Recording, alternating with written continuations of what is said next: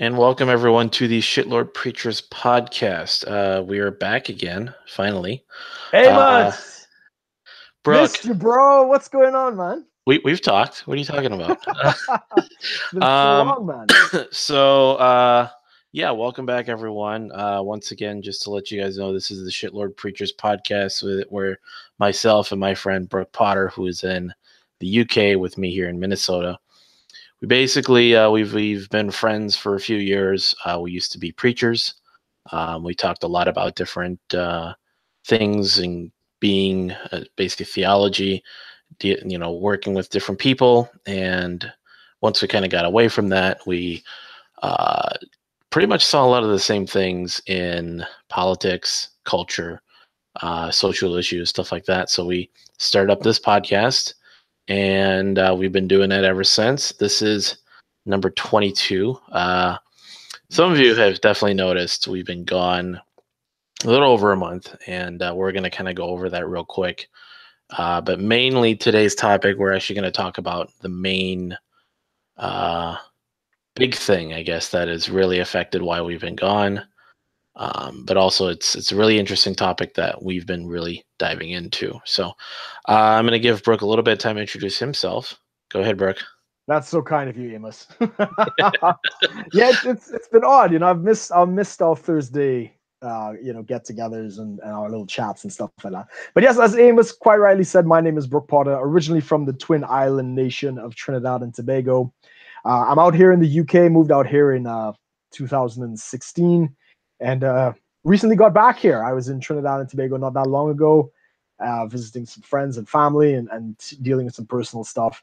And as Amos has already pointed out, a lot of the cognitive dissonance and other things that we've seen in the realms of religion have been transported into the larger scheme of things and become part of like the social milieu.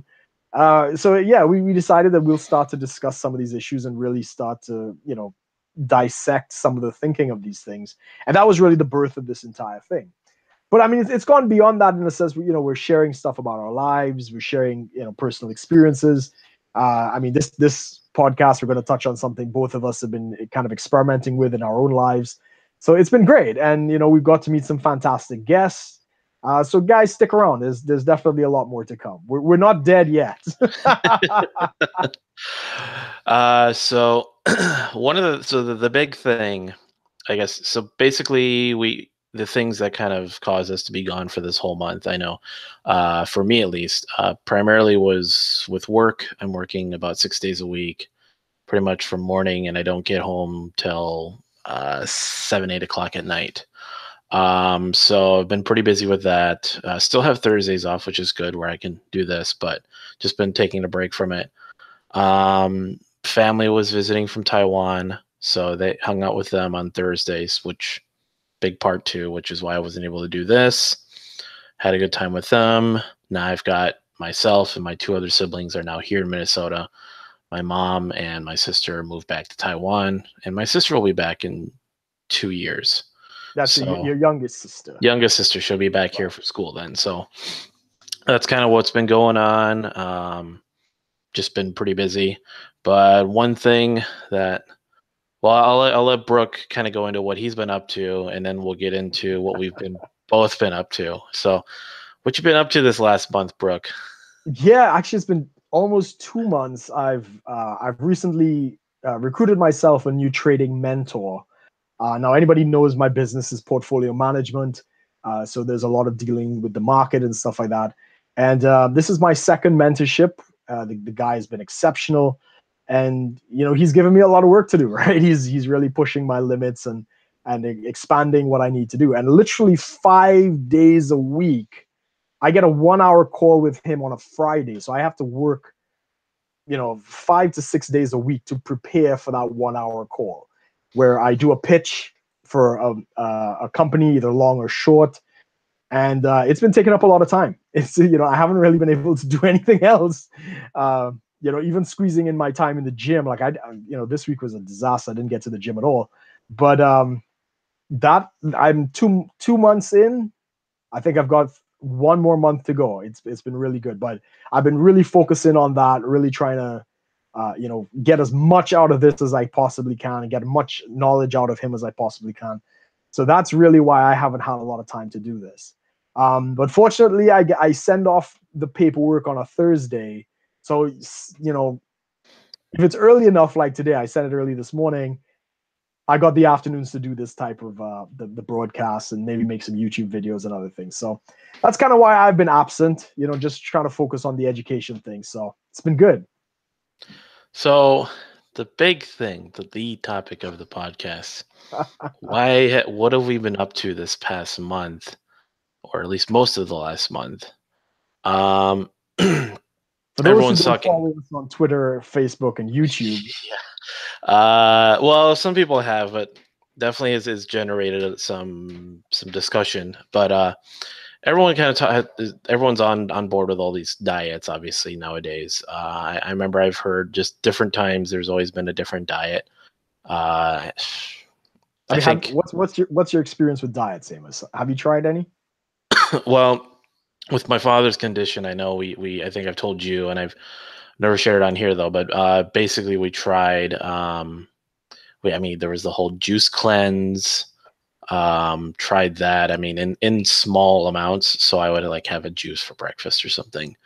But I mean, just that tends to be pretty rough thing, because mainly I was in high school, and depriving yourself of food, basically just going pure liquid, not the best way to go.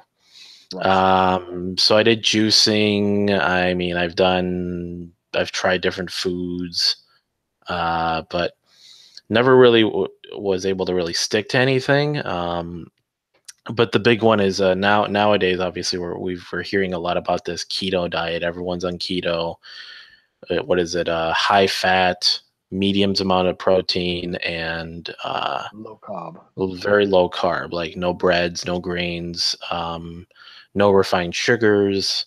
Low carb being like just very basic, like greens and stuff. I've seen some people try out like peppers, green peppers, stuff like that. They chop up, but you're getting very minute amounts of carbs. It's supposed to trigger the ketosis. What is it? Ketosis. So I didn't even know what this I thought ketosis was some made up word, but then I looked it up, and I find out that the body does ketosis when you're starving usually. That's correct. Yeah. That's kind of what it's doing actually when people, what do we have fat for? Well, fat is burned in ketosis when you're usually starving, but keto is supposed to create that process naturally while still getting your calories. So typical ideas of calories in, calories out kind of don't quite work, because there's obviously different calories. Protein has calories, fat has calories, sugar has calories, but how they're used, how they're utilized is very complicated at times. I mean, if I could throw it on that, like the whole calories in, calories out thing, I mean, it's been busted, right?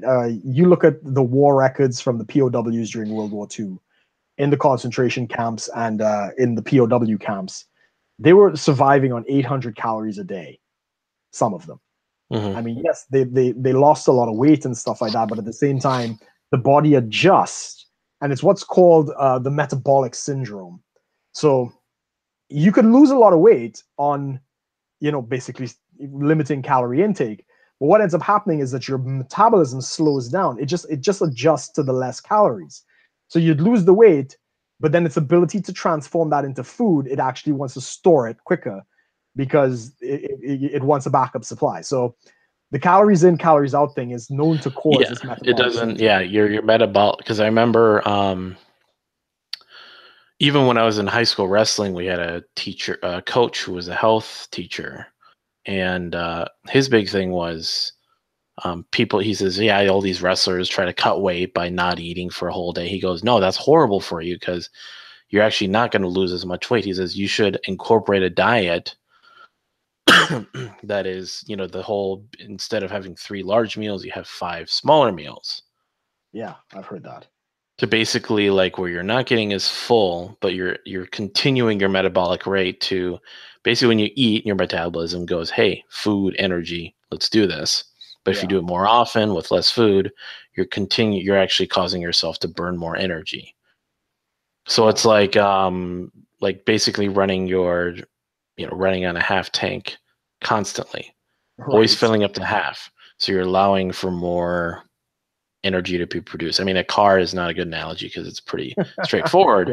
When it but runs with out the of body, stores, it's done. with the body, it's a bit different. You're basically encouraging constant metabolic, more of a constant metabolic movement, I guess you could say, process.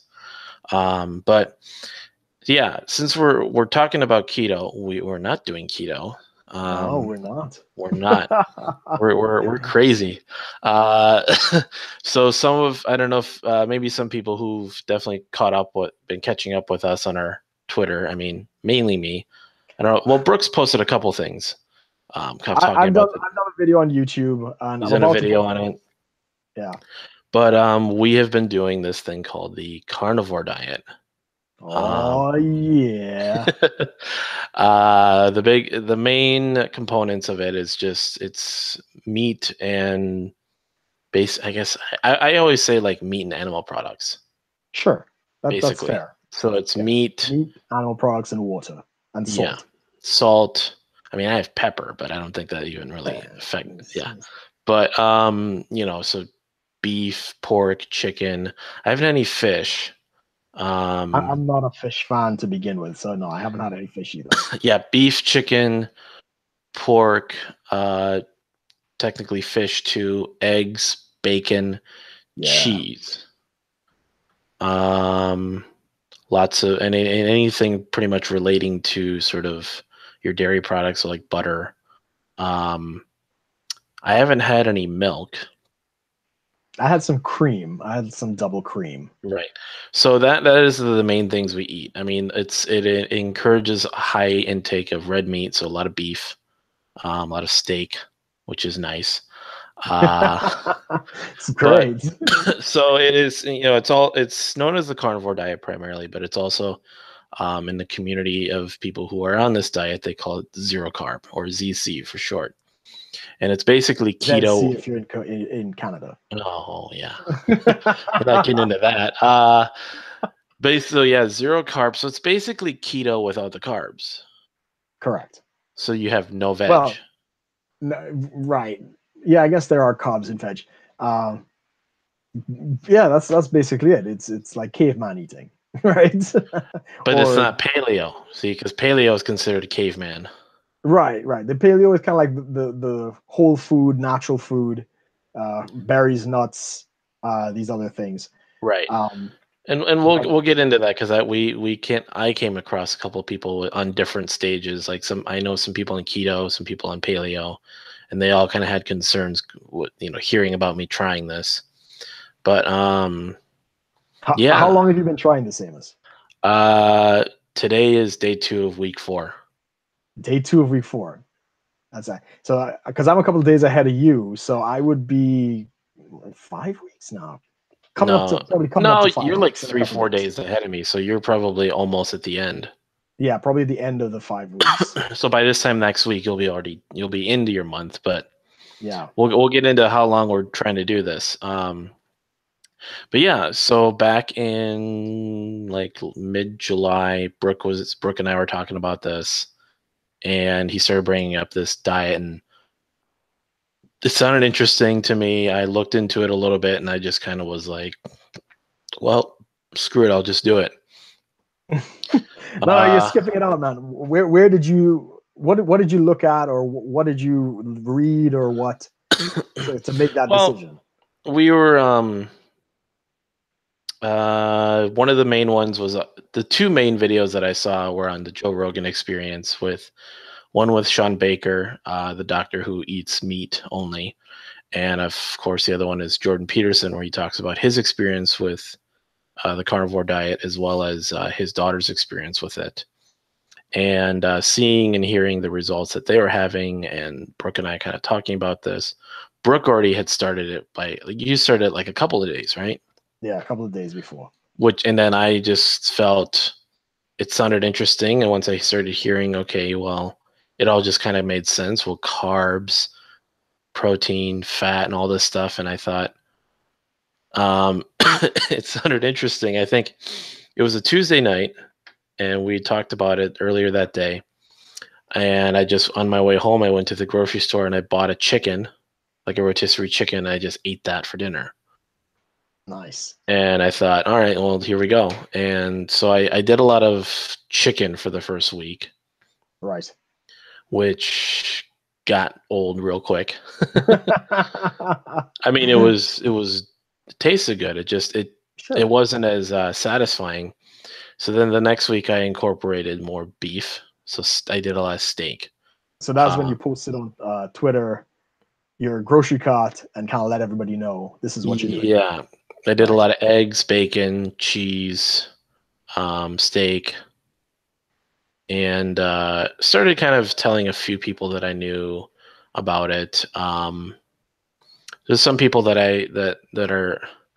We'll talk about some other people I've come across that I can't talk to about because they're so caught up in certain other diets, we'll say.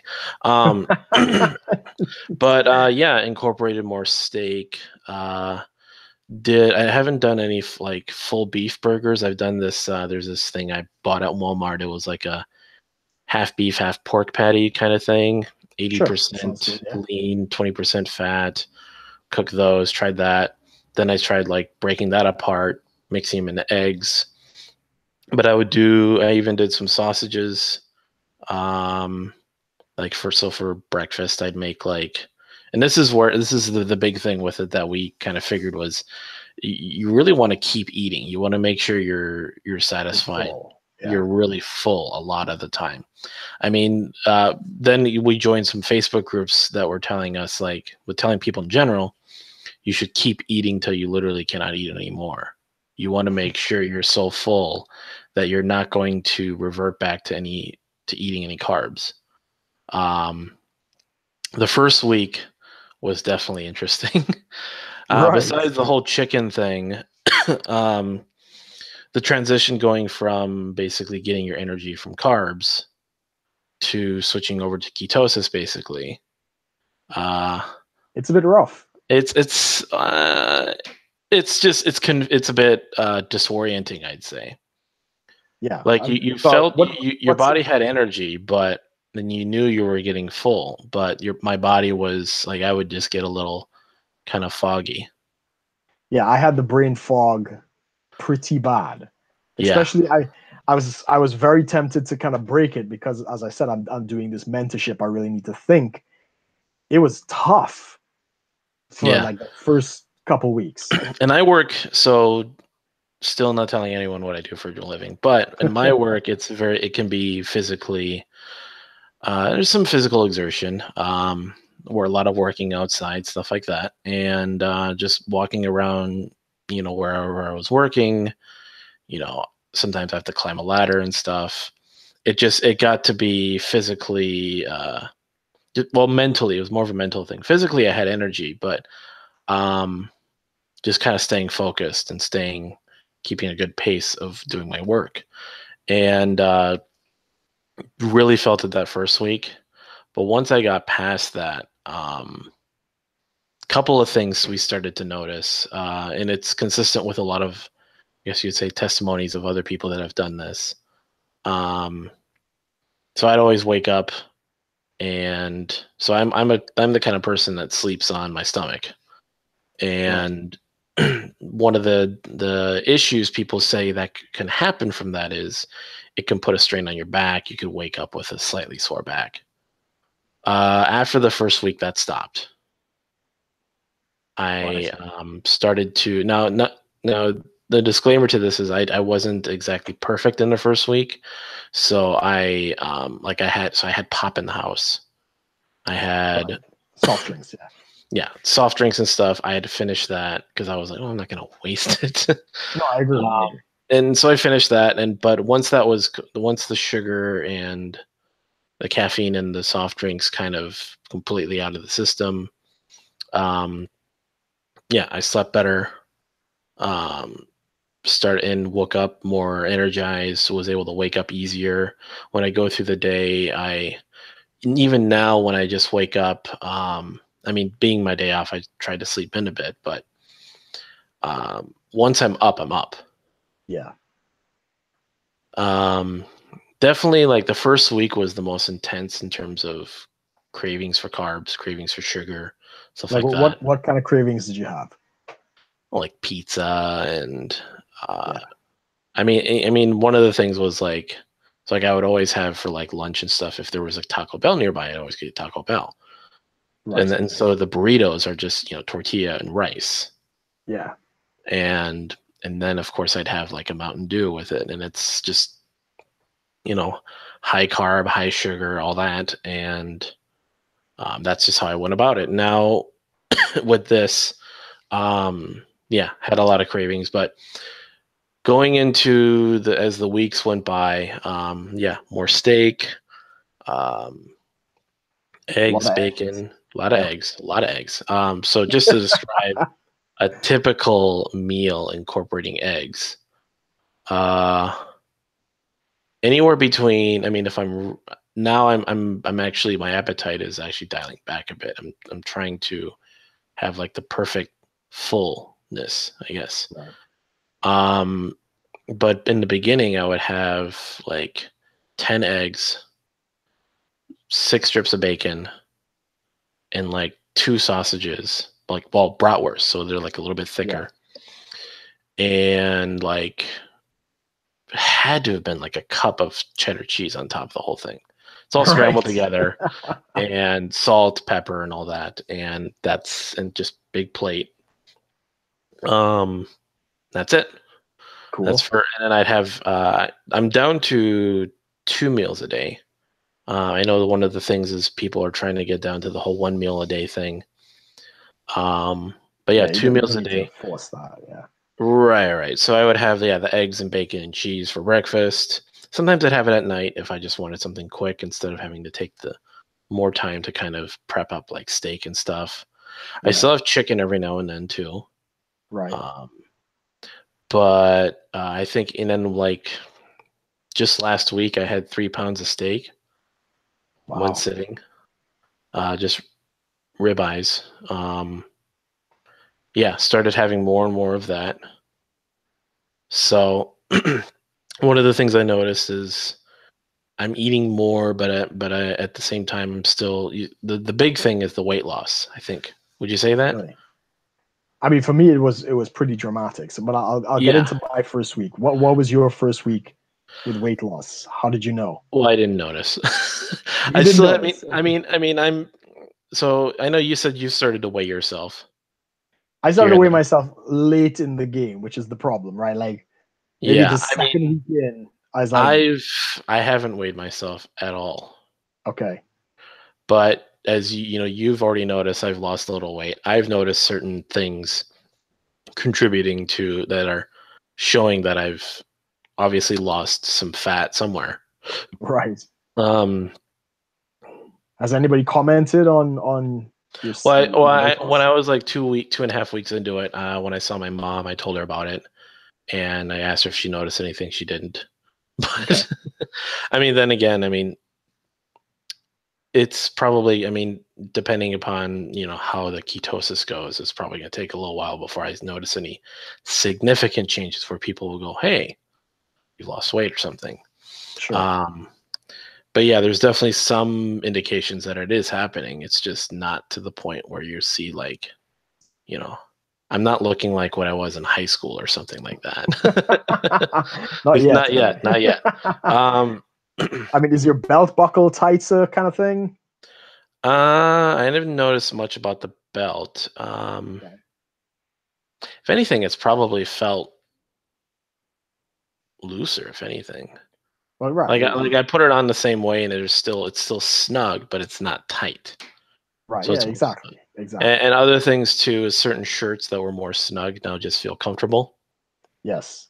You don't want, like, I was always a bit self-conscious about wearing a shirt that was a little tight and it's just kind of riding up and it doesn't look right. You're just like, hey, I'm wearing a shirt that I'm not supposed to. Now I wear it. It's like, fine. Yeah. I know. So there's definitely that. There were some other things. I know there were other claims in this diet that I haven't been able to really test out yet.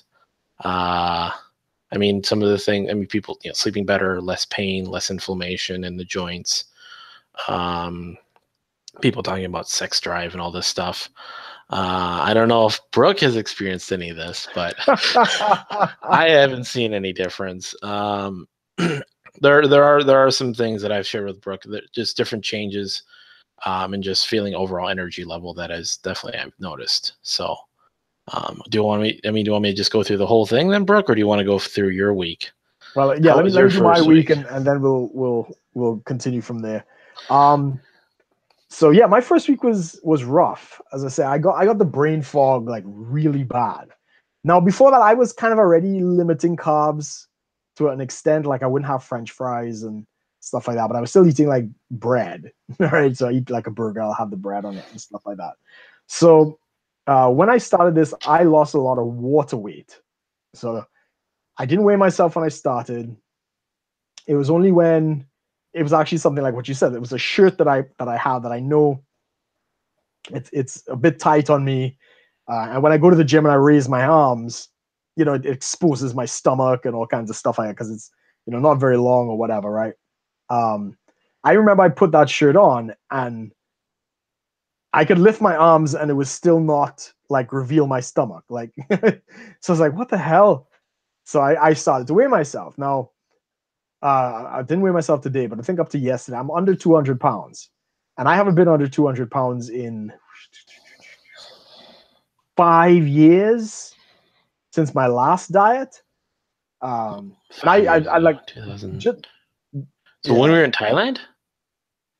around that time, yeah.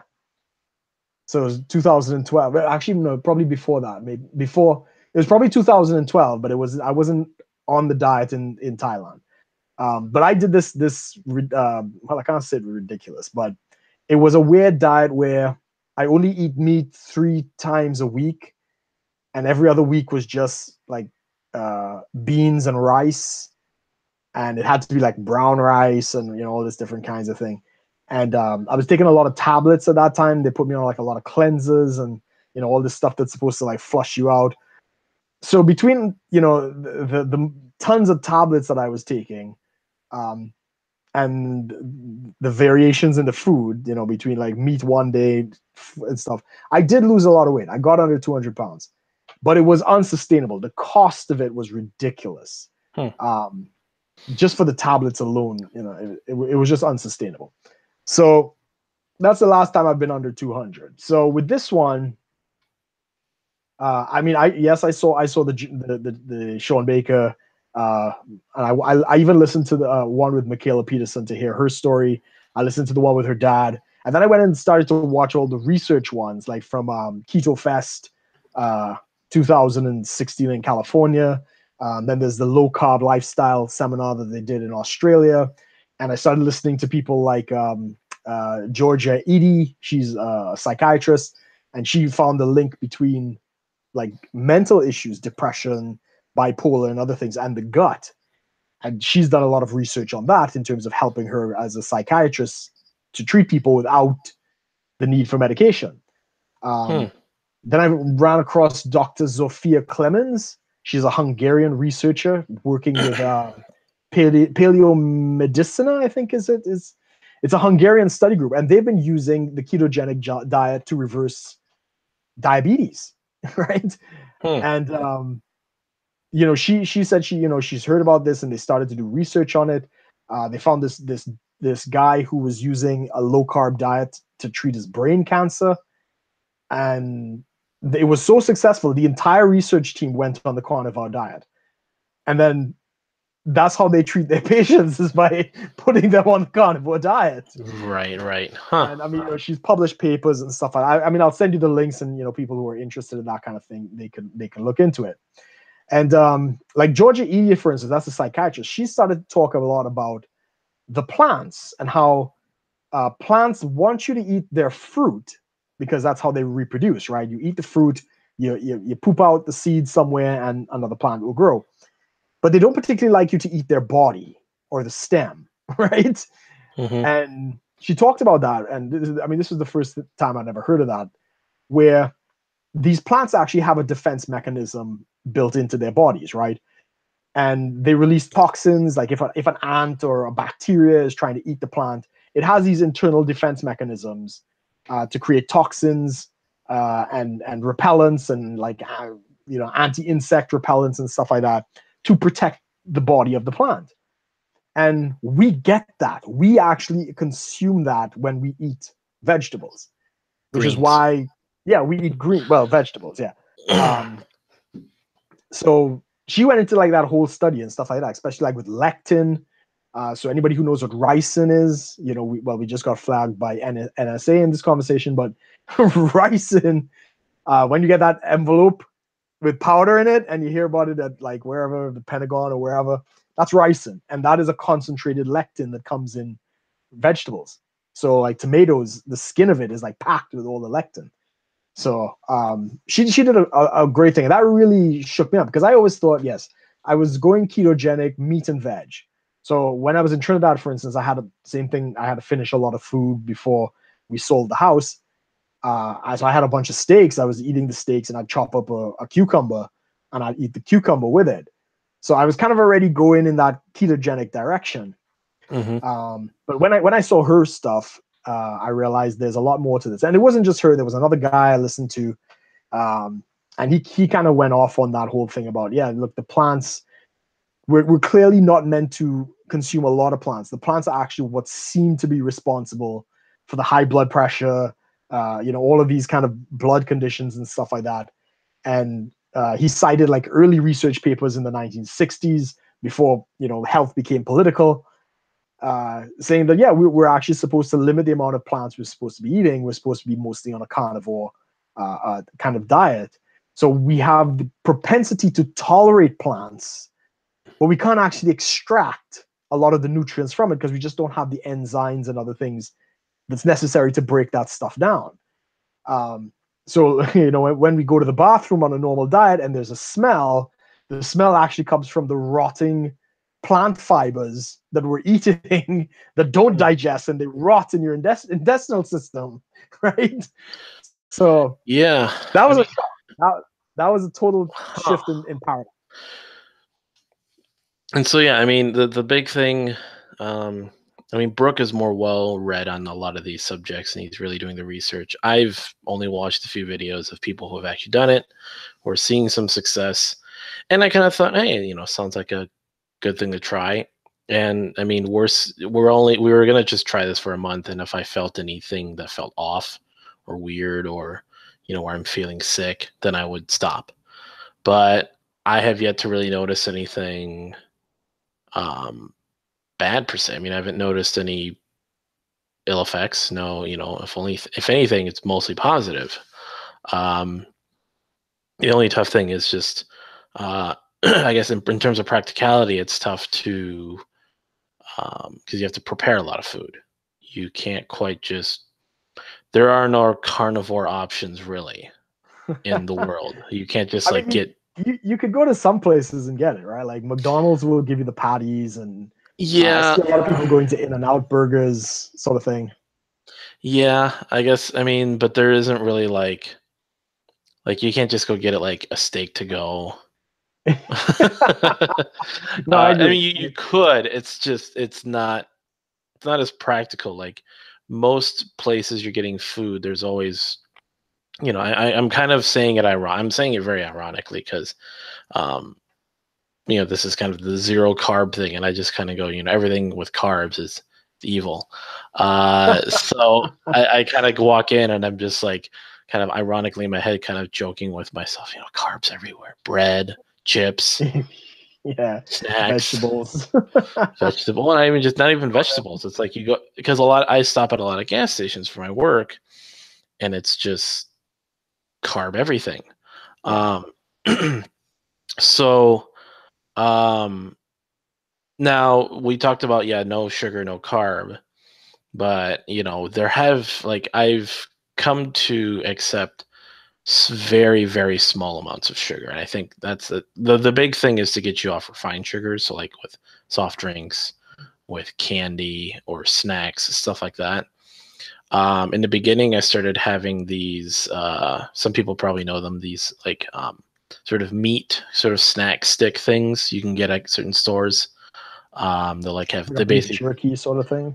Well, it's not jerky. It's just they they take the meat, take beef, and it's kind of wrapped in like a stick. It's not like a sausage. It's like a stick. So they'll have like these packets where it's like there's 4 strips in it. So they'll have either all 4 strips are meat, all 4 are cheese, or it's like meat, cheese, meat, cheese. It's just these little packages. Cool. And those have very small amounts of sugar in them, usually like a gram or 2, depending on what you're having. So which contributes to the sweetness, but it's not like sugar. It's just I mean, everything has some. Even meat has sugar in it. So I mean, we'll never really get to 0 carb. The thing is to get you off refined sugar. So I started kind of in the beginning. I was like, oh, I'm gonna cut this out. I'm gonna cut that out because that has sugar and this has this, that has that. But then I kind of was like, well, if the goal is really to cut you off a lot of the sugar you consume, see, consuming sugar in general is not like the bad thing. It's how much we consume. Correct. It's so we talked about the insulin spike when you drink a can of Coke, your body is literally freaking out because there's so much sugar in there. Yeah, I think they said some of the ingredients that are put in Coke is to prevent the body from going through an actual sort of an overt shock feeling when you drink all that sugar. Because if you eat sugar, you already feel it. So there's certain things they mix into the Coke so that when you drink it, your body doesn't go into shock. So, interesting. I didn't know that. I remember I heard that somewhere. Some sort of stuff they mix into the Coke kind of allows the sugar to be slowly released instead of just all at once, so your body freaks. But the insulin spike is what we're trying to get away from, which comes from a lot of sugars. Now, do the insulin spikes, do they come from carbs too? Well, carbs break down into glucose, which is sugar. So if you ate like a loaf of bread. Right. There's a lot of sugar in bread through the flour, the wheat. Sometimes people actually literally put sugar. So like in Trinidad, they put sugar in the bread, right? Oh, so yeah, it breaks down into glucose and it could cause the insulin spike. Right. Yeah, so that's definitely an issue. And I mean, and this has been the major breakthrough in weight loss understanding, and probably in the last 15 years, is so we discussed the calories in, calories out, but they realize it has more to do with hormones than it actually does have to do with calories in and calories out. So I think in your example and my example, we're probably eating in excess of 2,000 calories a day in terms of our intake, right? And we're losing weight. Now, I'm the opposite to you because my work is very sedentary. I'm not very active, right? I sit in front of a computer. I'm looking at screens, looking at the TV, so my only activity is, a couple hours a week in the gym. But I'm eating more than 2,000 calories a day. I've got a sedentary, technically a sedentary, lifestyle. Yes, I hit the gym like 3 times a week, but I'm losing weight. Like in the space of those first 2 weeks, I lost a hell of a lot of weight. As I say, it's kind of plateaued now, but I mean, the weight loss is continuing. So that it just blows this thing out of the water. So the insulin resistance, so when your body stores fat, the insulin allows it to release the fat so that it can actually, start to burn the sugar and stuff like that. So if you're not insulin sensitive, the fat is stored much longer. So that's why you want insulin sensitivity, so it's able to release the energy from the fats. And if you're blazing yourself with carbohydrates and refined glucose and other things, you're not very sensitive to insulin. It's going to be an issue. But that was one of the things I noticed too. So when you watch that video with Sean Baker, he talks about the whole example he brings up about being hungry. Well, why are you hungry? Well, because your body needs something. It needs nutrients. So, but why is it most people are just always hungry, or they're just hungry more often? Because they're not getting everything they need. The body, the stomach goes, hey, I got food, but then it realizes I don't have everything I need. Yeah, exactly. So he explains that, and remembering that, and then comparing to how I would respond to skipping a meal or just being hungry before versus now, it was a lot different. So one of the things I would notice is, before, if I'm hungry, like I'm getting irritable. I'm, feel it in my head or something. Your stomach, your body is like screaming for food. Right. But now, if I get hungry, because with my work, I can forget to eat. I'm hungry. Yes, I feel it, but it's not to the point that I'm nowhere near the sort of the quick drop in just energy levels. Mental acuity is not just like, you're you're not falling off a cliff. Right. So I think, and this is just a theory, and we probably should have prefaced with this, but basically, neither of us are dietary experts, and we're not. We're not recommending this to anybody. we're just sharing what we've read, what we've learned, what we've experienced. Yes. Nothing beyond that. We are not experts. I think that because now my primary source of energy is fat, and I have fat. Instead of my body switching before going from carb, because the body, it can digest carbs and give you energy, but it can also do it through ketosis. Correct. But since I've passed the transition point, my body, instead of trying to find energy, it has energy. So the body is like, okay, I'm hungry, I could use some energy, but hey, we got fat reserves. So It's not the end of the world. It's flipping a switch it's flipping to the same fuel in a different tank instead of switching to a completely different fuel, which is what it is a different fuel. Ketones are not the same thing as glucose, but I understand the point you're making. Yeah. The fat in the body is being used instead of in both cases you're using the fat, but when you're switching from a carbohydrate heavy sort of diet, or at least a primarily carbohydrate based energy source, to fat, that's where you get the deep sort of hunger pains, I guess you could say, when someone is starving, actually. Yeah, correct. And I mean that takes us into like the whole food pyramid that the fucking Americans gave us. You fucking Americans. Right? What is it? 12 servings, like 6 to 12 servings of grains or bread. Like, what?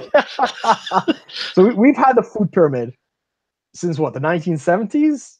I might be wrong. Probably the 70s or 80s. We could talk about that. The daily values, the recommended daily allowances. Yeah. So I'll just start with this because there are some people that I've talked to on the internet that are like, they literally worship the idea of the daily values. Right. Because I'm in a Facebook group with a lot of different people on a lot of different diets, and the conversation does come up on different diets, different foods. So there's a group of people that are like really into keto. So they're doing like keto fried chicken, keto ice cream, keto this, keto that. And at first I thought it was kind of just like, oh, it's such a fad kind of thing. But they're actually noticing like weight loss. They're healthier. Some people are doing it for health reasons. Some people are doing it for maintaining a figure. And some of them, a lot of them are seeing good results. And I thought, okay, that's cool. But there's a group of people that are really into the daily value. So they hop in and they're like, no. Like keto is just like, they think keto is just, it's such a fad. It's just not real. Like, well, diets always require you to stay within a certain thing, but the daily values is just, as long as you meet your daily values, you're fine. Right. So they believe like a healthy lifestyle is getting your daily values and you're fine. Like, you don't even need to exercise. You don't even need to do this. You don't have to worry about all these other factors. It's just daily values, daily values, daily values. Right. And so I looked into the daily values. Even Sean Baker talks about it. It was originally developed in World War II for military and food relief. So sending food to countries that needed the relief. So some scientists basically adjusted and tinkered basically with, well, here's, I think it was like caloric intake and like 8 major nutrients, I think it was. And they basically just kind of figured, well, if I do this, this happens here. Well, so then we should adjust here. It was kind of just like an extremely basic system to meet extremely basic requirements for food. It's just, how do we keep them fighting? How do we keep them alive? Yeah. How do we get them the basic requirements without incorporating any ideas of, okay, how do these nutrients interact with each other? What do minerals play in? How does we talked about hormones, your age, your background. So like some people see different kinds of results based upon their ethnic background. Yeah. And I mean, so it was a very basic, like, it was kind of trying to make it an equation rather than making it more practical, like a practical system. Like, this is a very complex system, the human body. It's not just what goes in comes out. It's how they interact with each other. Correct. There are a lot of systems in play. I mean, people are treating, I mean, to use the car example, it's like saying, well, if you just fill up your gas and change your oil, you're fine. Right. No. Yeah, you gotta check the radiator. You gotta check your brakes. You gotta check your coolant. You gotta check. There's all these things that interact. I mean, now it's more complicated than that, but it's that's the thing. Is the body is obviously way more complicated. It's not just change your oil, fill up with gas. Exactly. And it's just gonna run forever. No. I mean, these people would basically say things like, well, if you just have your daily values, like if you fulfill your daily values on McDonald's, you'll be fine. Anyone with any sense would believe that. And I'm like, actually, no. Do you remember that movie a couple years ago called Super Size Me? Well, yeah, we talked about that. Right. There's a rebuttal movie to that. Like, yeah, when you I told saw me about it. So I saw Super Size Me and I knew this was garbage, right? And this guy did a movie called Fathead. Yeah, you told me about that. Yeah, and he basically went on a ketogenic diet with fast food, and he lost weight. What was it? No fries? No, sometimes he'd have fries. He did like keto, so like low carb, but he was having hamburgers. He was having, like, he would go to all the different places, fried chicken, Wendy's, and all kinds of stuff like that. And I mean, he actually did a follow-up I guess maybe months or years later, and he's gone even more ketogenic. So he's kind of cut out the carbs and other things like that. And that movie's pretty old. I think that's in the 90s when he did that. So the science on this thing has been shifting for at least the last 20 years, almost 20 years. But, like I went to the doctor the other day and he started to talk to me about my cholesterol and he called it artery clogging cholesterol. And I kind of looked at him and was like, yeah, fucking NHS, y'all don't have any modern research in it. Everybody here is like 20 years behind the latest studies. But yeah, it's people can live on a fast food diet and lose weight, and it's pretty crazy. Yeah, I mean, by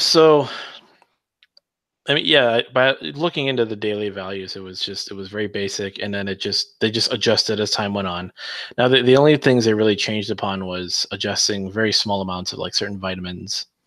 I think sodium was a big one because the American Heart Association stepped in and said, well, sodium, contributes to heart disease. And it's like, well, no. That's like, when they look at factors, I remember does anyone really know the actual cause of like cancer?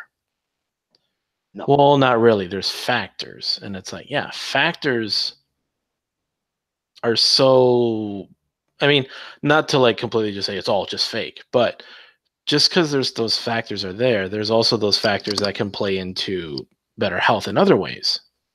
Correct. I remember this thing I've noticed over the years, coffee. There's always been this thing about coffee. Like every other year, you'll hear about a coffee study. Well, coffee does this to cancer. Well, coffee does this to diabetes. Well, coffee does that to your sleep.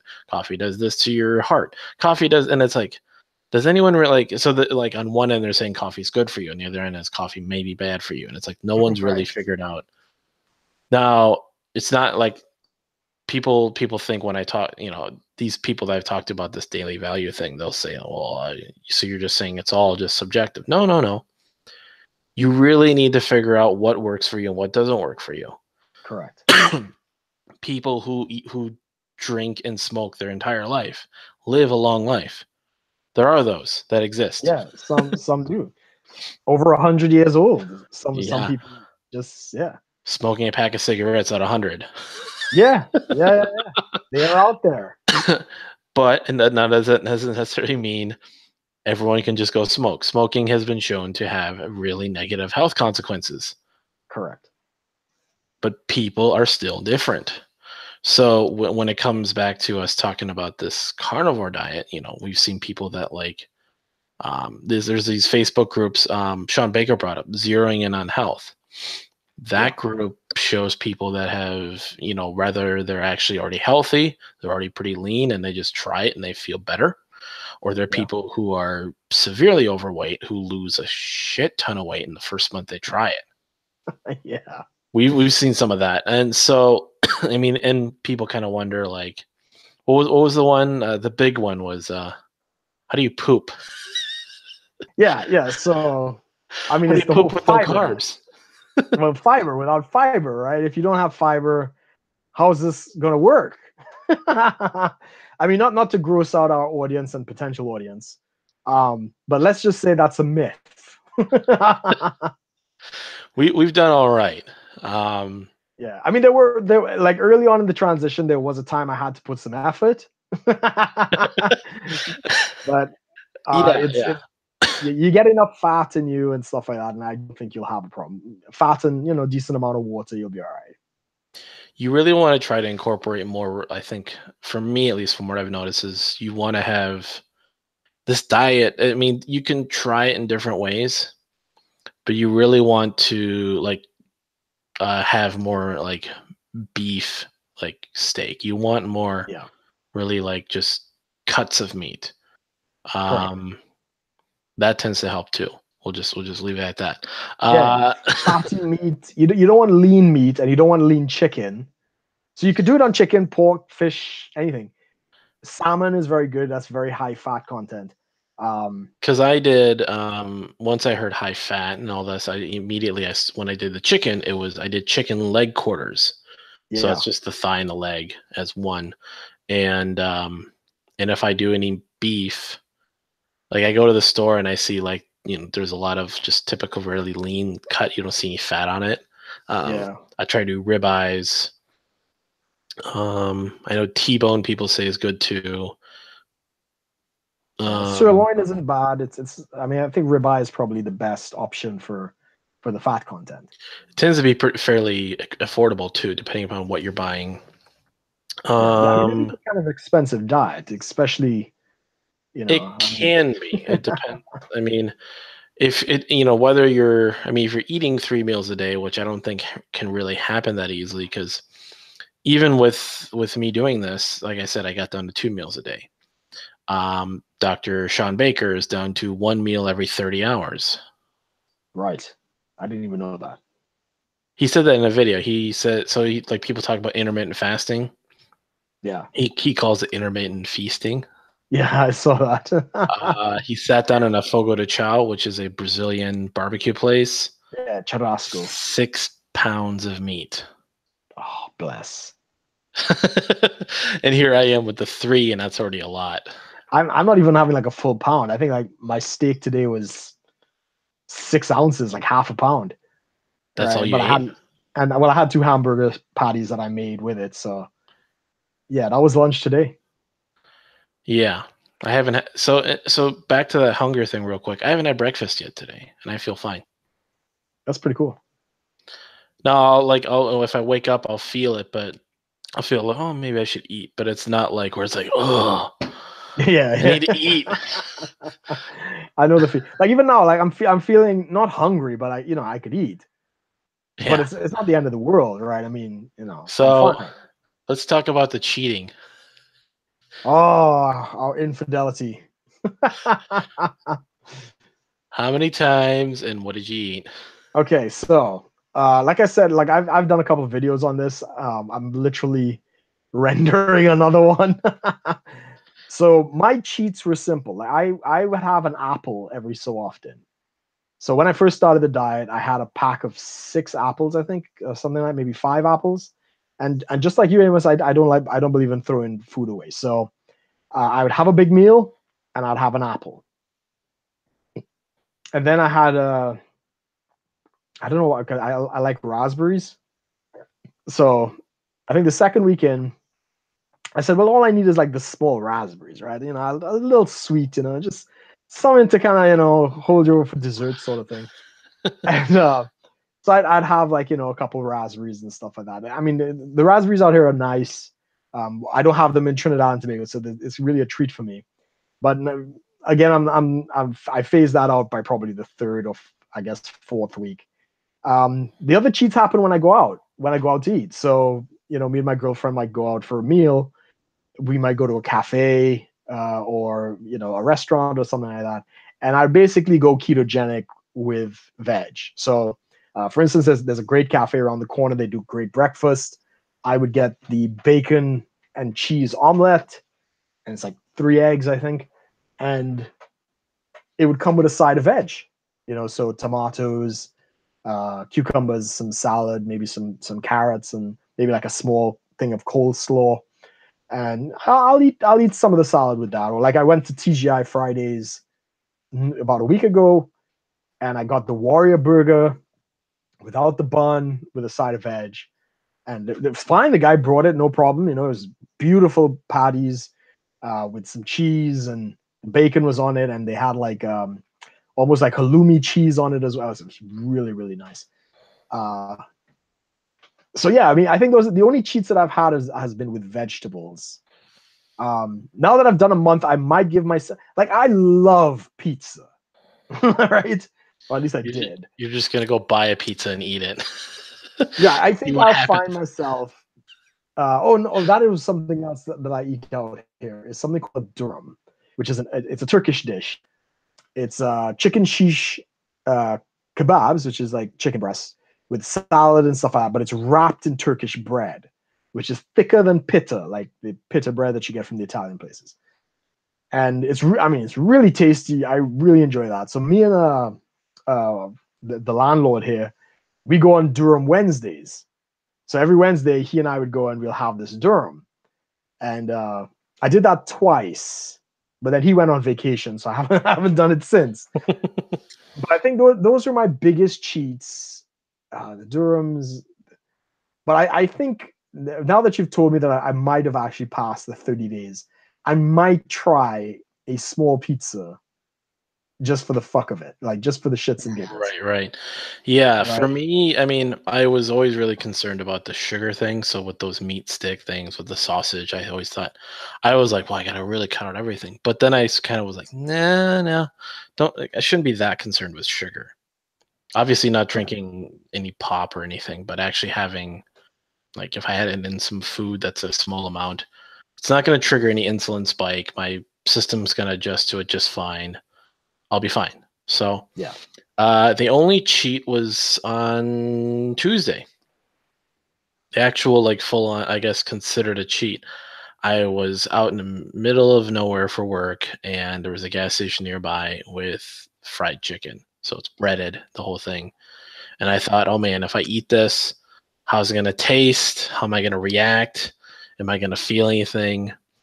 Ate it. Tasted just like, okay, you know, tasted good. Salty, bready, just ate it. And for the next 24 hours, well, for the next like 6 hours, my stomach felt, I mean, it was like 2 thighs and a leg. Okay. And it was like smaller ones. So it wasn't like a lot. But then my stomach I could feel very slightly bloated. Right. I hear people who are on this, they'll eat like a piece of bread, which is way more carbs. Yeah. And they'll feel bloated, full on bloated. And with this, I could feel a little bit of something. And it kind of threw, my whole just feeling in terms of energy level and everything felt kind of like a slightly off. Like I told someone, I said, it's like my rhythm felt off for like a few hours, but it was fine after that. So, not that bad, I guess. I mean, I think I've had fried chicken, like chicken strips. I think, yeah, you told me about that. Then wasn't it the first week I was sending you pictures of things I was trying to drink? Yeah. So I had this like sort of vitamin sparkling water thing, but it had sucralose. Is that what it's called? Yes. Well, the same sweetener in Splenda. Yeah, and then once I looked up what that does to the body, I was like, nope, not going to have that anymore. So now I just have this unsweetened tea, which is good. So Sure. completely unsweetened, no sugar, no carbs. Let's see, filtered water, tea, citric acid, natural flavors, no sweeteners, nothing. It's just tea. That's good. That's if anything, that's better because when I'm eating like meats and stuff that I put a lot of salt in, instead of chugging water to wash down the salt, I'll take a sip of this, which actually cancels out that salty flavor. So I'm drinking less water and I'm not getting as full, so I can get more food. Right. That makes sense. Yeah, that's good. So there's that. I guess, I mean, everything's felt good. I mean, you noticed I've lost some weight. I haven't noticed. Like, yeah, you're always your worst critic. So when I'm looking in the mirror, I'm like, I still look the same.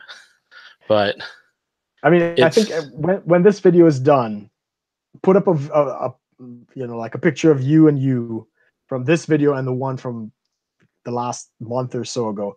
You'd probably see the difference. Okay. Yeah. So, yeah, I mean, so what are the concerns then? Like you say, you're in touch with all these people. Everybody's so I've talked to people. So people in keto, they get it. Some of them think it's crazy because they're worrying about things like vitamin C and potassium. Potassium playing a large role in muscle cramps. Well, I haven't had any muscle cramps. Right. No. Actually, let me take that back. I haven't had anything that like a full on like Charlie horse or anything. Right.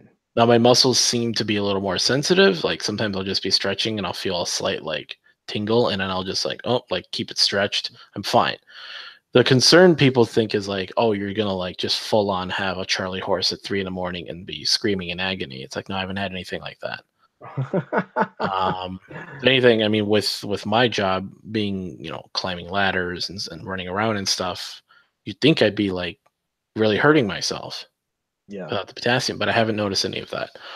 Vitamin C, from what I heard with the video with Sean Baker, he talks about how I guess vitamin C reacts a lot with sugar.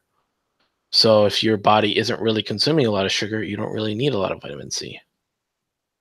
Yeah, correct. If you read the book Good Calories, Bad Calories by Gary Tobes or something like that, he actually goes into the science of that the glucose and the vitamin C are very similar molecules that attach to the similar receptors. Right. So I mean, if lack of vitamin C is going to give me scurvy, bloody gums, teeth fall out, and I've been brushing my teeth and I've been fine, something must be wrong. Yeah, so it basically comes down, and I mean this we've known this for years. As long as you have access to red meat, you don't get scurvy. So I just talked about this, the expedition to the North Pole, where they didn't have any fruits or vegetables with them. I mean, you can't take fruits and vegetables and expect to eat it in, freezing environments. They just went up there with meat and they survived. I don't know how long it took them. Similarly, like they knew that on ships, that if you were, you on a long sea journey or whatever the case might be, as long as they had access to meat, the people did not get scurvy. So, like you say, once you're not consuming the high amounts of carbohydrates and there's not a lot of glucose in your blood, the amount of vitamin C that you need is actually provided by the meat. That's probably why. But I mean, other concerns like I talked to these keto people. The keto people have primarily been just thinking, well, you should like incorporate veg at some point. Right. And I tend to agree. I mean, one of the things I told, even talked to Brooke about, it's like, I'm going to eat pizza at some point still. I'm still probably going to have a soft drink after all this is over. Sure. But this diet is definitely like, it's compared to other diets, I find this to be the most, I don't know, it seems to be the easiest to kind of stick with because you're not really miserable. Once you get into it, you feel fine. I mean, I don't know if have you seen the work by Vegetable Police? I don't know if you've seen his videos. Oh, I think you sent me that. Yeah, Yeah, he was a vegan for 10 years, and I mean, his whole channel is about veganism and stuff like that. And anyway, he you know, depression, and he's had colitis and a lot of, you know, medical issues, and he was in pain from his digestive tract and stuff like that. And he tried the carnivore diet for 30 days, and night and day, he's just like totally come to life as a result of that switch. mm-hmm. And he's, I mean, he's the same thing. Like, he wants to, you know, incorporate, you know, some veg and a couple other things in there.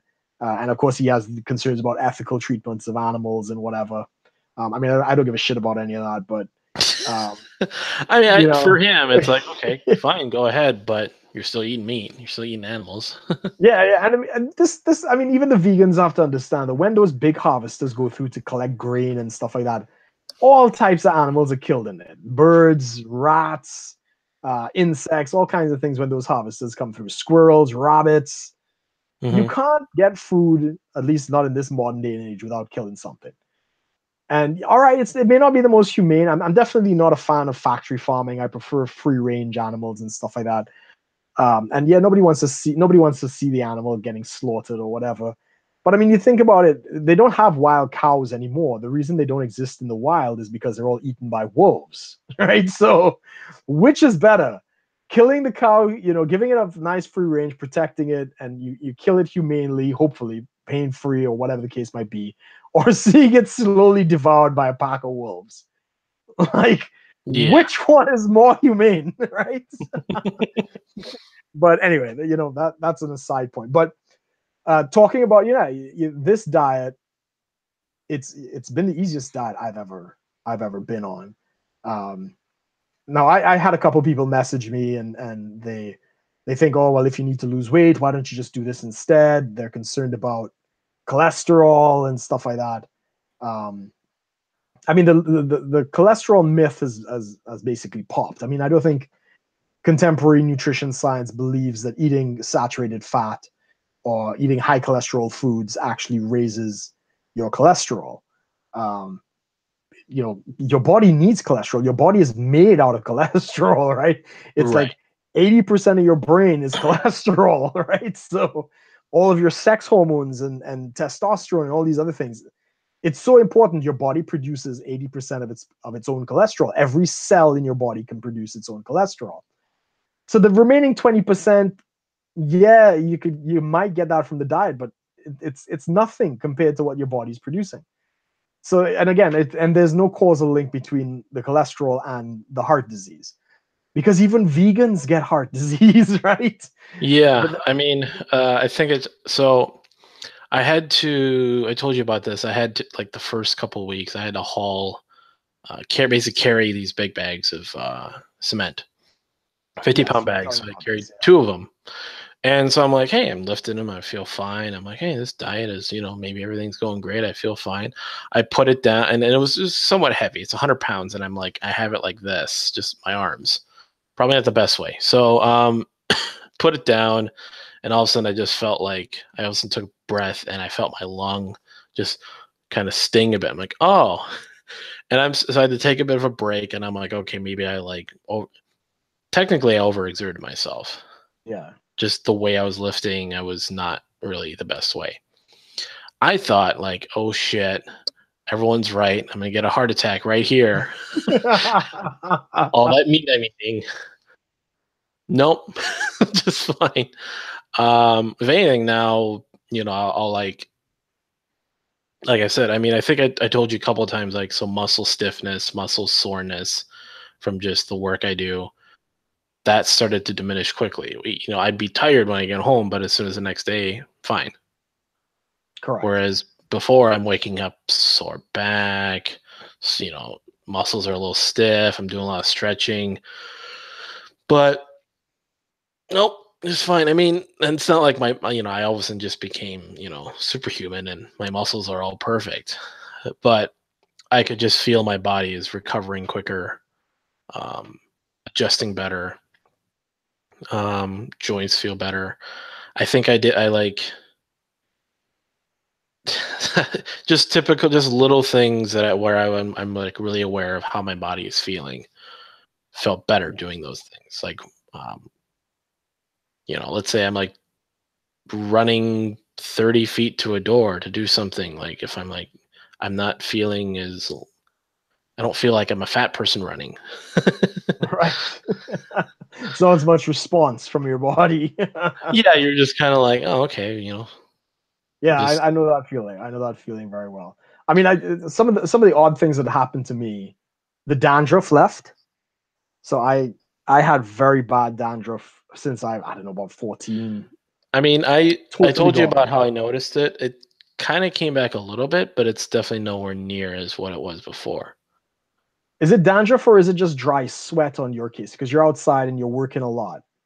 It's probably a combination of both. I mean, It might be okay. yeah, but I mean, mine is completely gone. Like if I did this, it'd be a fucking snowstorm coming off my head, right? And I'm wearing a dark shirt, so people could see that there's nothing. I mean, I have videos where you could see dandruff all over my clothes. Nope, no dandruff. And something else has been really bizarre. I was telling you this before. The gray hairs in my beard and in my hair have started turning back to brown, right? Which is, see, I've heard that to be genetic though. Like I don't know. gray hairs is apparently a genetic thing. They say, oh, people think that the common misconception is that it's a old age thing, and it's Right, more of a genetic thing. Like your genes do something as you age. So it's aging, but your genes do it. right. But if Yeah, it's it's an reversed, oxidation of some kind. so are you saying the carnivore diet manipulates your genetics? I mean, I don't know. Have you? Oh God, there's this woman and this guy. The guy is 60 years old. I don't know if you saw this, and he looks like he's 40. And the woman who's like in her like coming up to 50 or maybe like late 40s or something like that looks like she's 25. Didn't you? Another thing we heard too was skin complexion and stuff tends to improve. Yes, I've heard that as well. Like a lot of people who are breaking out with pimples and stuff like that. I mean, I don't have pimples anymore. I had it really bad when I was younger, but that's cleared up a lot. So you remember? Okay, so I don't know if anyone's actually seen this. This hand has some little things on here. I showed you Some this. bruising. Oh Yes. no. This is so cooking steak is a learning experience, everyone. Hot butter right across my hand here and right here, and then this is healing faster than it usually should. Really? I don't know, maybe I'm just not paying attention, but it just seemed like obviously your skin is regenerating and the wounds tend to shrink, scabs fall off, stuff like that. Right. Seems to be quicker than usual. I don't know. Interesting. Because I've heard, I mean, the people talked about like their psoriasis, there's certain skin conditions that are just healed up. So I wonder, and then you said big thing was dandruff. So I'm thinking, does something with your dermatology tend to tie into this? Does your skin become more resilient or something? I don't know. It's that's considered an organ, your epidermis. Yeah. So, and it's on your head too. So maybe it's doing something. And that's the concern with a lot of people that have come across. There's no real long-term studies on this. There's a lot of anecdotal evidence that it does something to the body. There's a lot of parallel sort of studies around the topic, but no one has actually funded a project saying, let's switch these people from the typical diet to the carnivore diet, take all their blood work, look at how their body interacts with it, see how they feel, and publish it. I mean, that might be changing because I know Sean Baker is going to be meeting with the Meat Producers Association this week. It's part of the reason I've invested in Tyson Foods, which is the largest beef manufacturing company in the US. But I mean, if this stuff is real, if they could get some research to back this up, I mean, this is the greatest boost to the meat industry that you're ever going to see. And more than likely, they're going to start funding some of this research. I'm just going to show you something really quickly here. I don't know if you could see it. I'm sharing my screen. present to everyone. Is everyone see? Yep. Right. So this is the Meat Heals website. This is Charlene Andersen. She's 44 years old and been eating carnivore for 20 years. What? Now, like all the medical conditions are on the right-hand side, as you see, like gout, immune system. So anybody wants to like see some more of this stuff, this is a good website to do that. The picture of her husband's not here, but he's in his 60s. Yeah, that's her right What? there. 44 years old, eating carnivore for 20 years. And that's the thing too. People are wondering, like, oh yeah, you do it for a month. Like people will even kind of compromise and say, well, yeah, you do it for a month, no big deal. And you're like, yeah, there are people that are doing this for 20 years. Yeah. It's absolutely crazy. I'm trying to find the picture of her husband though. He's on Twitter. I can't seem to find it on here. But yeah, I mean, you know, there seems to be some kind of anti-aging effect from the carnivore diet. Now, you touched briefly about, you know, the sex issue. Yes, there's been an improvement. Because at one point I had to take like tablets. I had to take like Viagra and other things because again, I had nerve damage. I'm off all medication right now, and my girlfriend's very happy. That's all I'll say about that. Yeah, I really hope they do some studies on this. So far, the only studies I've seen have been out of the Hungarian group that I mentioned, the Paleomedicina, I think it is. Actually, I'm just going to share my screen again. I think I have their website up here if somebody wants to. Yeah, Charlene looks beautiful. This is the website for the, let me just present to everyone, make sure everyone's seeing it. Yeah, so this is the website. You can see it here, Paleomedicina. The original site is in Hungarian, but this you got to put the /en at the end and you'll get the English. And they do the Paleolithic ketogenic diet, which basically is a carnivore diet. They call it Paleolithic ketogenic. And yeah, they've got like the whole breakdown of the different types of cancers they've treated, brain tumors, epilepsy, diabetes has been reversed, and they've got a number of these blog posts and scientific articles for people to read. So, you know, anybody's seen this, you know, and this is the Dr. Zofina Clemens that I listened to. She was so impressed with the results from the carnivore diet. She has now gone full carnivore, minus a cup of coffee every morning. So tell us about that, Brook. What happened with the coffee? Oh, and I had coffee. So I was on this great trajectory of weight loss. I don't know, I was losing like 2 pounds a day or something like that. And so I tried to do the ketogenic thing with the bulletproof coffee, right? You put coffee, you throw in some butter. I don't have MCT oil, but I would have ordered some MCT oil and I would have had that because I do enjoy a cup of coffee in the morning and stuff like that. So the minute I took the cup of coffee, weight loss trajectory stops. Like I stopped losing weight. And then by the end of the day, I put on weight, which was even more crazy. I was like, huh, that's really strange. So I said, all right, I didn't know what it was. I didn't know if it was maybe, you know, I was off and stuff like that. I said, all right, let me try the next day and see. So the next day I had another cup of coffee. The same thing, put the butter in it, doing it, you know, no sugar, no cream, nothing. And I put on more weight. I was like, what the heck is going on? So, all right, I cut out the coffee. I didn't have any more after that. Now, that's been another one of my cheats. If I go out for breakfast, for instance, I'll have a latte, unsweetened, you know, so milk and coffee and stuff. 1 cup a week or every so often is not going to do anything. But I did that, and I had a reaction to the coffee, which I thought was very strange. I think I did one yesterday as well. I had a smaller cup, a lot smaller. But yeah, it's very strange. And I mean, this is an elimination diet at the end of the day. So you're going down to basically what doesn't cause inflammation or any kind of reaction. And then you can start to add things back and see how your body responds to it. So a lot of people are doing that. They're doing this for 30 days, 3 months, or whatever the case is. And as they've reset their digestive system, they now start to reapply vegetables or fruit or whatever. And some people eat and live like this for years. So like, yeah, Sean Baker's been on it for a year. And for those who don't know, he's like a world-class athlete at rowing, is it? I think indoor rowing.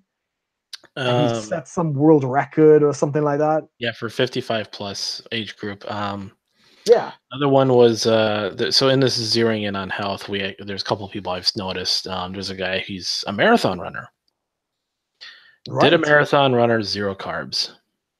Wow, I didn't know that. That's interesting.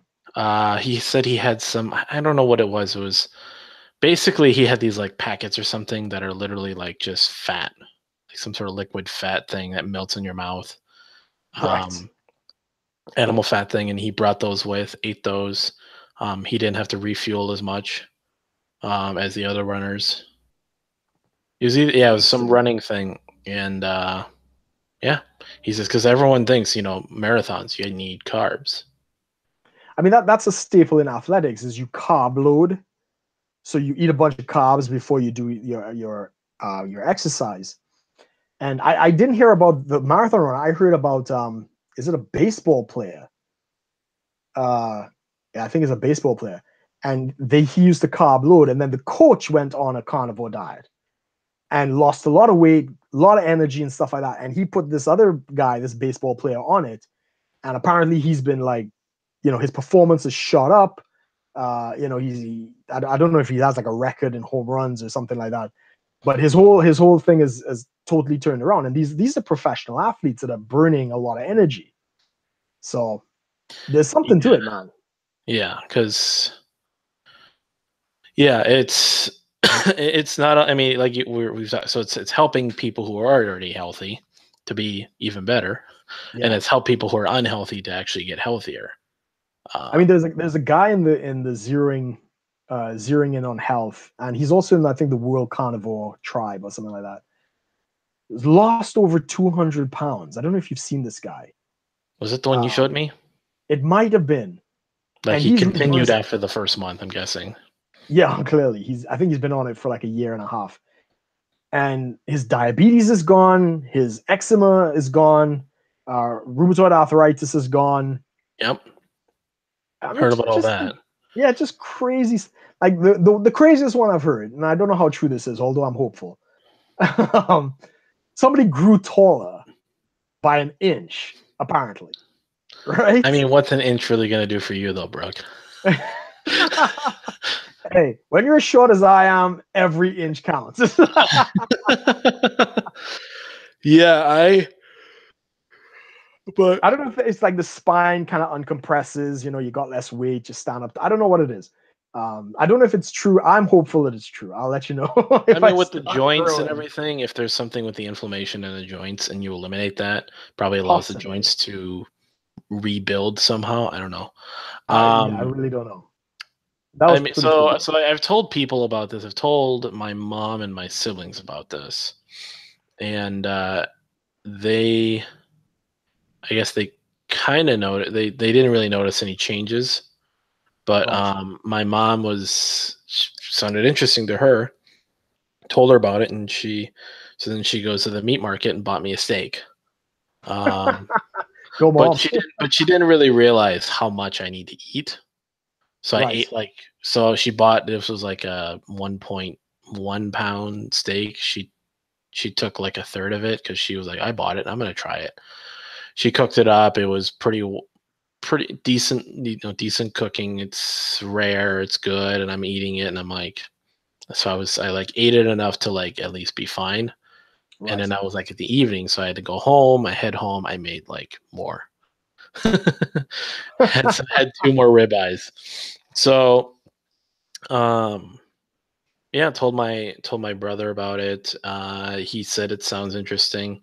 I'm just telling people about it, but I'm not telling them like you have to do it, or I'm trying to be careful because the big thing is this is definitely a really interesting diet. It has a lot of benefits for a lot of people, but the big thing is every person is still different. People can be on different diets and do the same thing.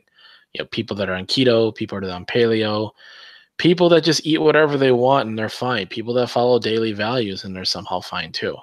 That's all fine. It's just understanding that these systems all, it's just depending on what you're trying to do.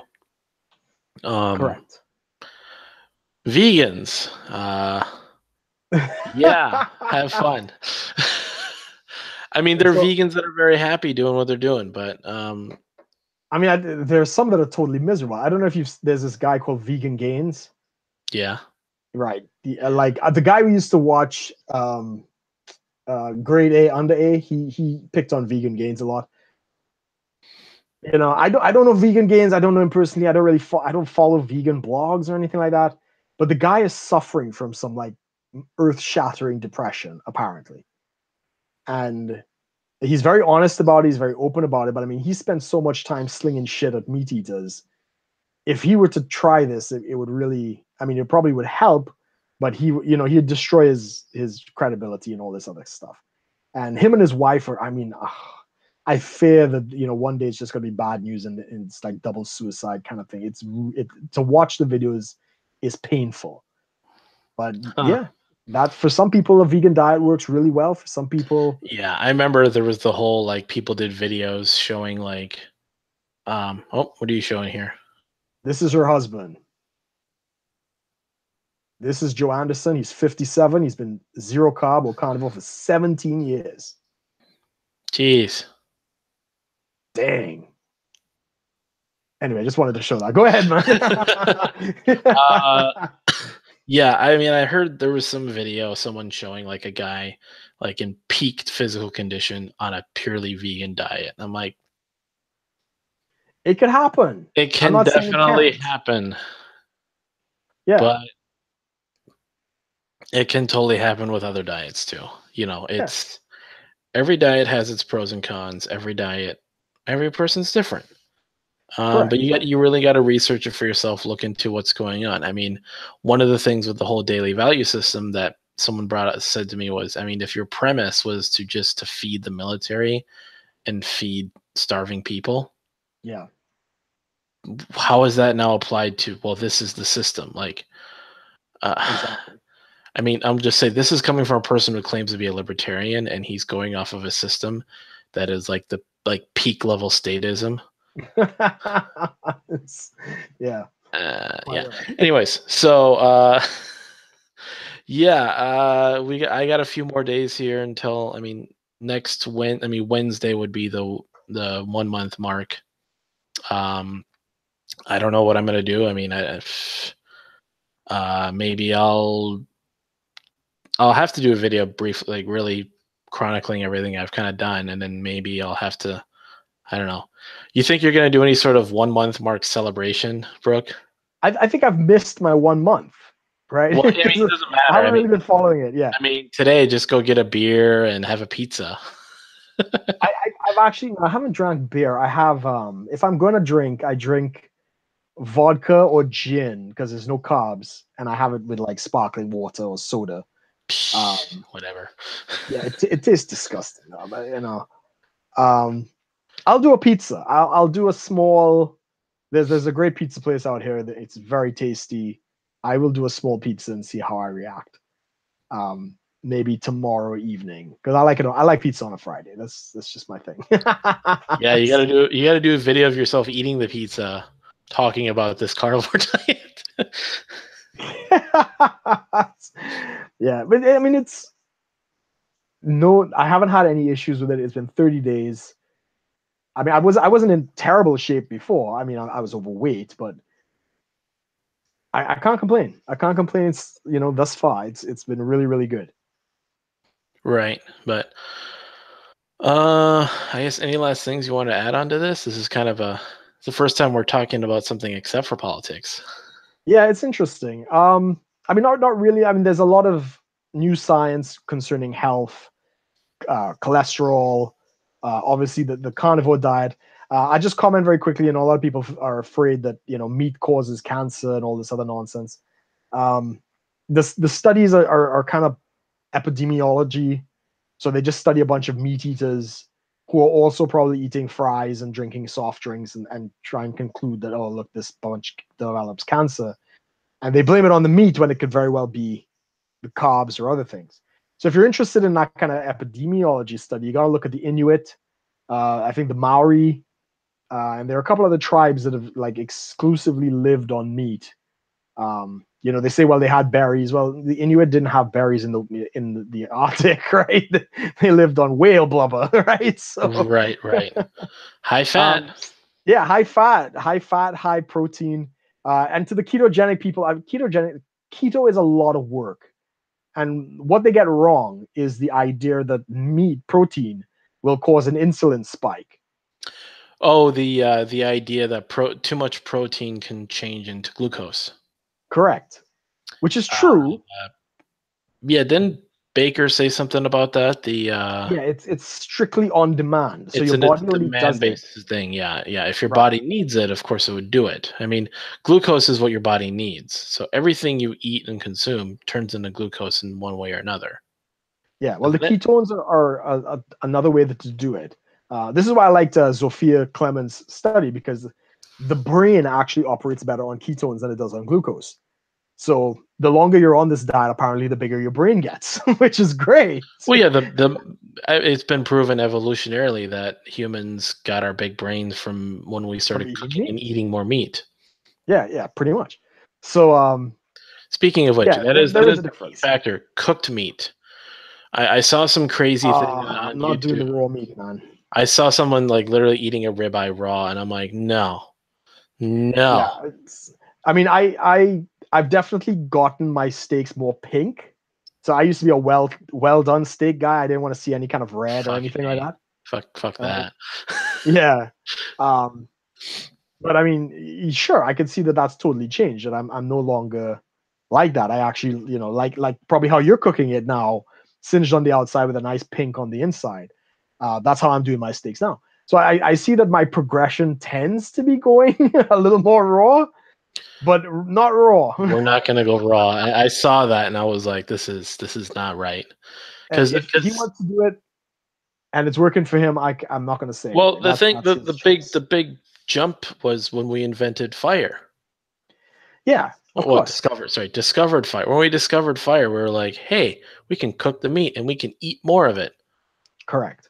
We can get more stuff. But when your food is not cooked, I mean, yeah, there's the, what is it? It takes more energy for your body to digest it than it's worth. So when you cook it, your body spends less energy digesting and getting the energy and the nutrients out of it. Yeah. As I said, when you cook it, it breaks down some of the tissue and other things, so it allows it to be digested a little easier. I'm not going to knock anybody who's doing a raw carnivore diet. If you want to eat it raw, you do you, right? Yeah, have fun with salmonella. Well, that's with chicken, yeah. Have fun with just any sort of food poisoning that can come out of that. I mean, Yeah, it's not my thing. Some people could do it. It's not my thing. I don't plan on going down that road anytime soon. How ironically though, my girlfriend, she doesn't eat beef, right? Because she worked on a farm, and she used to coddle the little calves, and she did all that gay shit, and now she wouldn't eat beef or lamb. Is it lamb? No, she eats lamb. Something else. So chicken. no, she eats chicken. She always eats chicken, but she doesn't eat beef. But she's a hypocrite because she eats corned beef. But anyway, so I've been telling her about this diet, and she's been seeing the results and feeling the results and other things. And she she sent me a message today, like, "Are you still on the cow diet?" And I was like, "Yeah."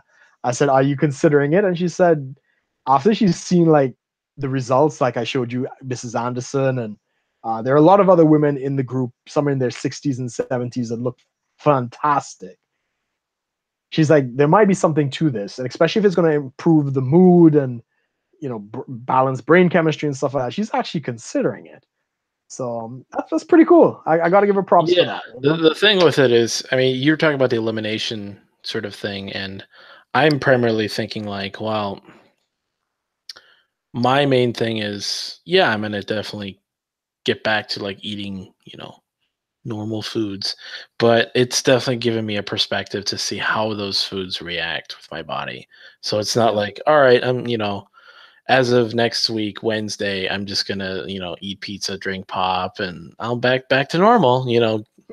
It's gonna be like, okay, like definitely a change. Like maybe I'll just like I can eat certain things during the day, Yeah. and then I'll like have like like steak for dinner, something Yeah. like that. Yeah. I mean, Where you'll figure it out when you get to that point. It's too soon for me to really know what that's going to look like. right. I'd recommend that you watch Georgia Edie's talk on the risk of eating plants.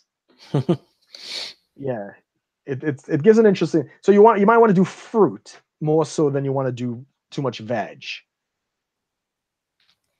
Right. Yeah, but But yeah, that's it, yeah. man. Thanks for joining us, everyone. For those of you who are watching live or did watch live or will be watching later on, thanks for joining us. We will be back on next week. What are we going to talk about? We don't know yet, but Trump is going to do something amazing, amazing.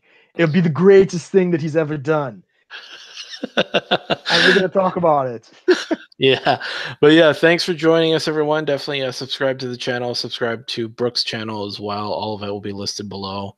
Follow us on social media. You can talk to us about this diet. See, any questions you have. Like I said, I'm more just trying it out. Brooke is a little more well-read.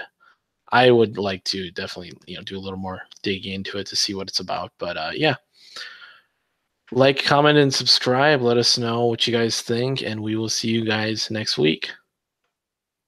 Thanks for watching, guys. Take care.